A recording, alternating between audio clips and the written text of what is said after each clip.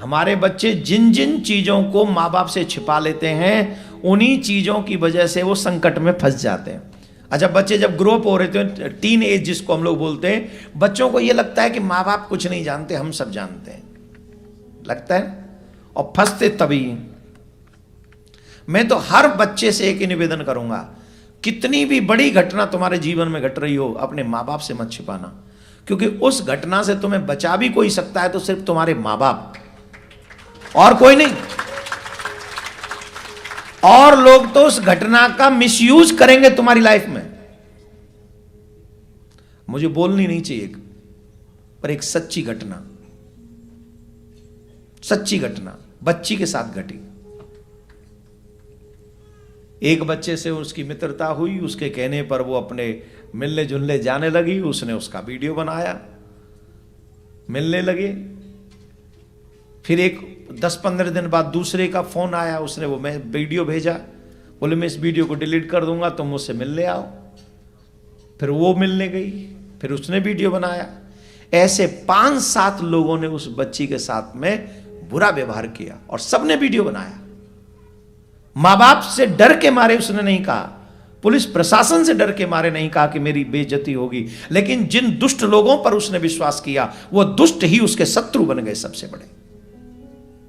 और ये सच्ची घटना है राजस्थान की।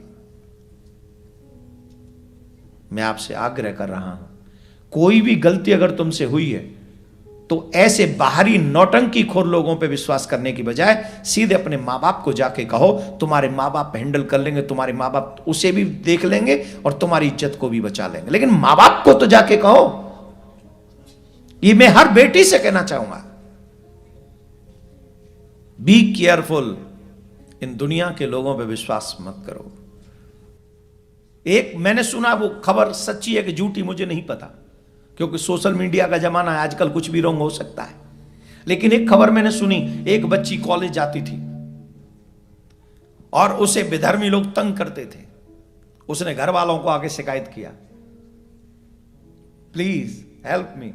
घर वाले कहते थे कोई कुछ नहीं, तुम शांत हो। घर वाले यही सिखाते हैं। एक बार कहा, 2 बार कहा, 3 बार कहा, नहीं माने।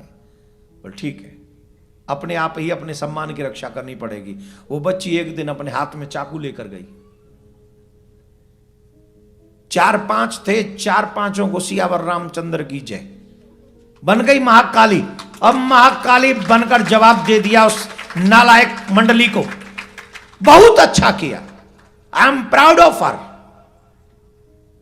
और यही भारत की हर उस कन्या को बन जाना चाहिए जो भारत की कन्या देखती है कि मेरी रक्षा के लिए न पुलिस आगे आ रही है, न प्रशासन, न शासन काम आ रहा है, और न समाज काम आ रहा है, और ना ही घर वाले काम आ रहे हैं। उस कंडीशन में अगर बेटी को भी अपने हाथ में शस्त्र लेकर रणचंडी बनना पड़े तो बन जाना चाहिए, और ऐसे आतताई भस्मासुरों का वध कर देना चाहिए।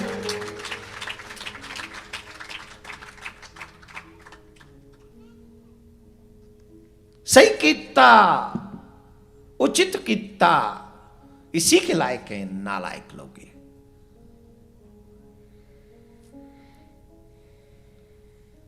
राधे राधे बोलना पड़ेगा। सत्संग में नहीं जाते हो ना, इसलिए रिश्ते नहीं निभा पाते हो। शराब के नशे में बुद्धि भ्रष्ट हो जाती है और रिश्तों का महत्व खत्म हो जाता है। मांस क्यों नहीं खाना चाहिए? क्योंकि विवेक नष्ट हो जाता है, और विवेक नष्ट होने पर रिश्ते नहीं निभाए जाते हैं। इसलिए शुद्ध आहार करोगे तो शुद्ध व्यवहार करोगे, शुद्ध व्यवहार से ही तुम्हारे रिश्ते बचे। ये साइंटिफिक रीजन है, हमारे ऋषियों का विज्ञान है। आप अपने बच्चों को शुद्ध भोजन कराएंगे, उनके विचार शुद्ध होंगे, घर की मर्यादा बनी रहेगी, हर रिश्ता पवित्र बना रहेगा। इसलिए भोजन शुद्ध होना बहुत जरूरी है। मैं नहीं कह रहा हूं, वेद कहते हैं आहार शुद्ध हो तो सत्य शुद्धि, वेद सूत्र है। आहार शुद्ध होगा तो सब शुद्ध हो जाएगा। सबसे पहली जरूरत है आहार शुद्ध।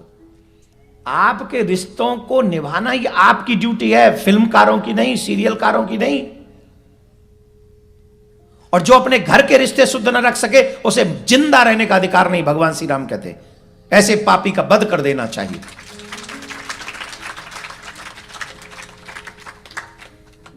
उद्देश्य महत्वपूर्ण है। भगवान ने मारा तो रावण को भी था, और जो लोग अपनी बहन बेटियों पर अपनी इन पवित्र रिश्तों पर कुदृष्टि रखते हैं उन्हें मार देना ही चाहिए, कोई बुराई नहीं।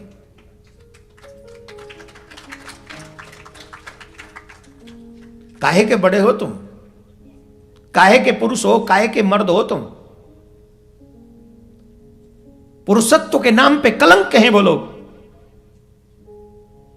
वो कलंक हैं जिनके रहते हुए जिनकी छोटे भाइयों की पत्नी अपने आप को सुरक्षित महसूस नहीं करती। वो कलंक हैं पुरुषत्व के नाम पर जिनके रहते हुए जिनके पुत्रों की पत्नी उन्हीं के द्वारा अपने आप को असुरक्षित महसूस करती हैं। वो कलंक हैं जिनके घर में रहते हुए जिनकी भाभियां अपने आप को असुरक्षित महसूस करती हैं। ये पुरुष नहीं है, ये पुरुष नहीं, ये मर्द नहीं, ये नामर्द हैं और ये समाज में कलंक हैं। ऐसे कलंकों को समाज में जीने का कोई अधिकार नहीं होना चाहिए। कानून लचीला है अभी हमारे यहां, कानून मजबूत होना चाहिए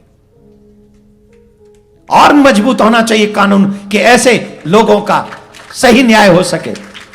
भगवान श्री राम की दृष्टि में ऐसे लोगों का वध करने में कोई पाप नहीं। पाप और पुण्य कर्म नहीं है, उद्देश्य है। ये नोट करो इस बात को।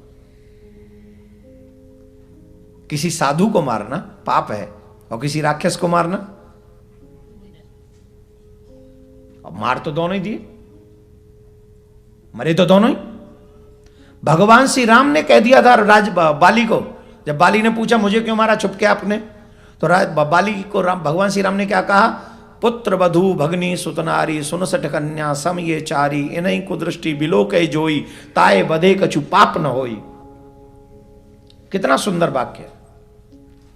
भगवान ने कहा जो अपनी बेटी को, अपनी बहन को, अपने पुत्र की पत्नी को, अपने छोटे भाई की पत्नी को कुदृष्टि से देखता है, ऐसे पापी का वध करने में कोई पाप नहीं। या कितने रिश्ते हैं ऐसे, भाभी को तो ऐसे समझते हैं जैसे मजाक के लिए बनाई भाभी। कितने राक्षस ऐसे हैं जो अपने पुत्र की पत्नी पे कुदृष्टि रखते हैं। मैं नाम गिना सकता हूं बड़े बड़े लोगों का, उनमें नाम आ जाएगा। निकृष्ट प्राणी जो अपनी बेटी को न छोड़े, बेटी तो हो गई वो, पुत्र की पत्नी बेटी है, छोटी बहन बेटी है, छोटे भाई की पत्नी जो है वो पुत्रीवत है। और कितने राक्षस, कितने दुष्ट ऐसे हैं जिनको जो इन तीनों को कष्ट देते रहते हैं और कुदृष्टि से वाक्य बोल बोलकर। ऐसी कहानियां भरी पड़ी हैं, आप देखो न्यूज उठाकर। भगवान ने हमें भी दो छोटे भाइयों का बड़ा भाई बनाया है। हमको हमारे मुंह से एक तो सामने आते ही नहीं, हम ही खुद ही नहीं आते। जेठ है ना, तो जेठ का स्वभाव है थोड़ा सा अकड़ में भी रहना, डर रहना चाहिए। हालांकि वो मुझ में है नहीं, फिर भी थोड़ा मैं बच के रहता हूं, दूर रहता हूं। वैसे तो बाहर ही रहता हूं, पर जब भी कभी सामने आ जाए तीज त्योहार पे, बेटा कैसा, ये शब्द निकलता, अपने आप निकलता मुंह से। हर घर में गूंजे सनातन की आवाज। वीडियो को लाइक करें, शेयर करें और चैनल को सब्सक्राइब करना ना भूलें।